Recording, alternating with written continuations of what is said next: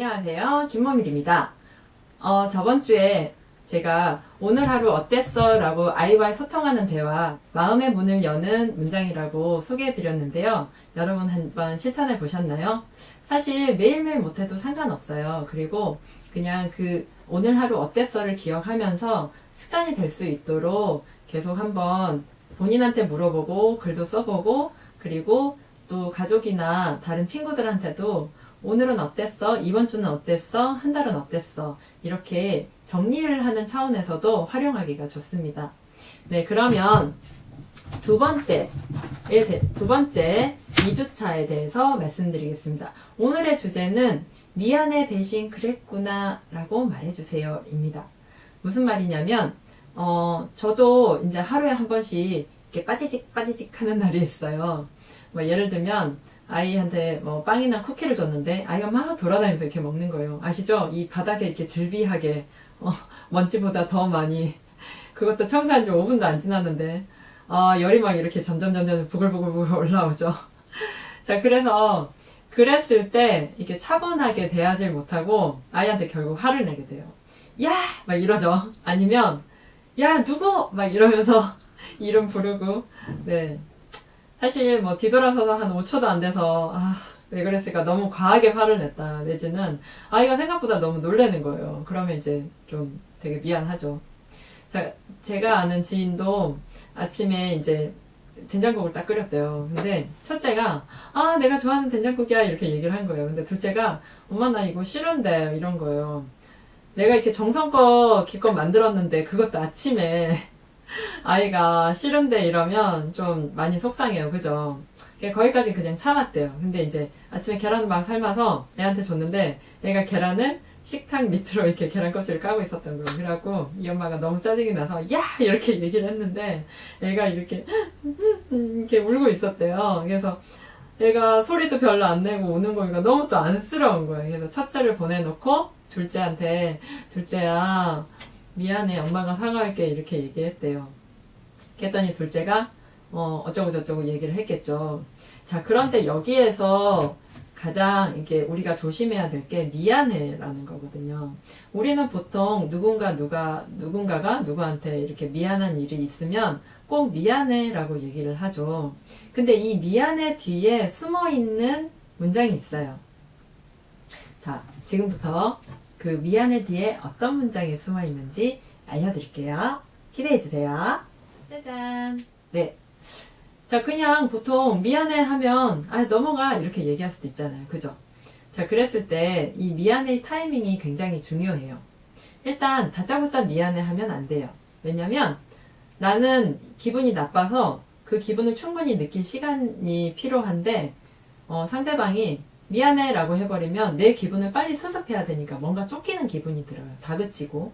물론 이거는 무의식에서만 일어나죠. 그래서 미안해라는 소리를 들었는데도 기분이 안 좋은 거예요. 그리고 미안해라는 말을 들었으면 내가 기분을 빨리 풀어야지. 그렇지 않으면 괜히 내가 더 잘못하는 것 같아요. 내가 나쁜 사람이 된 것 같아요. 그런 감정이 이제 깔려요. 자, 그리고 미안해의 타이밍을 떠나서 사실 미안해보다 먼저 앞에 나와야 되는 문장이 있어요. 그랬구나 라고 공감해주는 게 제일 중요하겠죠. 자, 아까 그 아이의 사연을 한번 다시 꺼내서 얘기를 해볼게요. 자, 아이가 이제 막 이렇게 계란 껍질을 깔고 있었어요. 식탁 밑으로 뭐 의도하지 않았건 의도했건 내리고 있었겠죠. 그러면 엄마가 이렇게 야! 했어요. 그러면 아이가 깜짝 놀랬겠죠.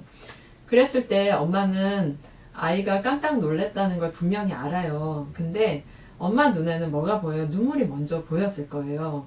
그래서 내가 너를 놀라게 했고 놀란 것 때문에 네가 속상하고 그래서 울었구나 라는 걸 엄마도 알고 있지만 어쨌거나 아이를 울게 한 게 엄마 잘못인 것 같아서 미안하고 그래서 사과를 해야 될 것 같아서 미안해 엄마가 사과할게 라고 얘기를 한 거예요.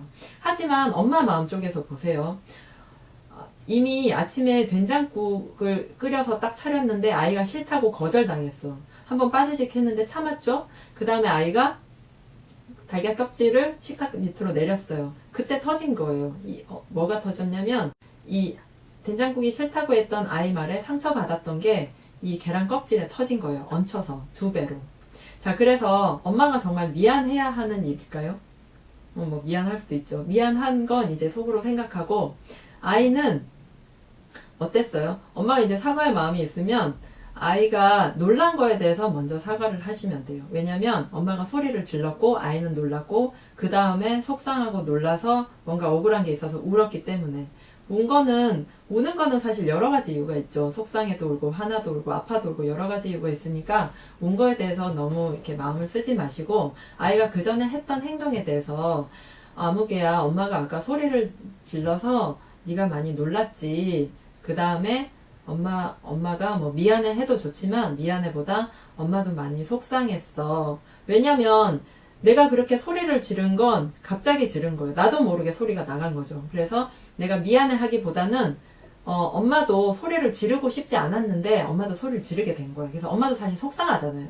그러니까 그냥 그 미안해 대신에 쓸 수 있는 말을 계속 찾는 거예요. 보통은 그냥 엄마도 속상해가 맞더라고요. 놀라게 해서 미안해 안 하고 놀랐지 해서 끝나고 그 다음에 엄마도 많이 속상해. 요 정도만 해주셔도 돼요. 그러면 미안하다는 말을 하지 않아도 그냥 아이한테 전해지는 거죠. 그리고 아이는 자신의 감정을 공감을 받았다는 생각 때문에 기분이 많이 풀려요.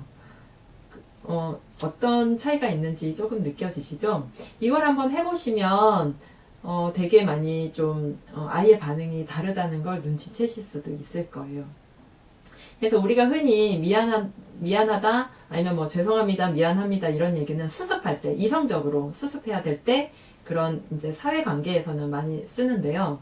만약에 이제 그 어떤 고객과의 관계다 그러면 죄송합니다, 미안합니다 이렇게 얘기하지만 그때도 마찬가지예요. 고객한테 그 미안하다, 죄송하다 말을 하기 전에 많이 불편하셨죠. 많이 당황스러우셨죠. 죄송합니다. 라고 이렇게 빠르게 사과를 했을 때 내 감정을 일단 인정받고 그 다음에 사과를 받았기 때문에 이건 완벽한 사과가 되는 거예요. 근데 그런 거 없이 다짜고짜 미안합니다만 계속 반복한다고 생각을 해보세요. 그러면 나는 네 감정은 모르겠고 난 내가 미안한 거에 대해서만 얘기를 할게 라는 식으로 이제 받아들여지는 거예요. 사람 마음이 참 희한하죠. 사람의 의식은 5%, 사람의 무의식은 95%예요. 이런 무의식을 다 알 수는 없겠죠? 그래서 미안하다는 말은 이제 나의 자책을 불러오니까 엄마의 미안함은 굳이 얘기 안 하셔도 돼요. 다만 상대방의 감정에, 아이의 감정에 먼저 공감해주고 그 다음 내 마음에 공감할 수 있는 이렇게 했지. 그 다음에 엄마도 속상해. 요 정도에서 끝내주시면 좀 더 좋은 사과 그리고 좋은 공감의 대화가 되지 않을까 싶습니다. 2주차는 좀 1주차보다 쉬우면 쉽고 어려우면 어려울 수도 있어요. 하지만 한 번쯤 해보세요. 자, 기억하세요. 미안해 대신 그랬구나. 여러분, 오늘의 영상도 도움이 되셨나요? 그럼 3주차에서 만날게요. 안녕!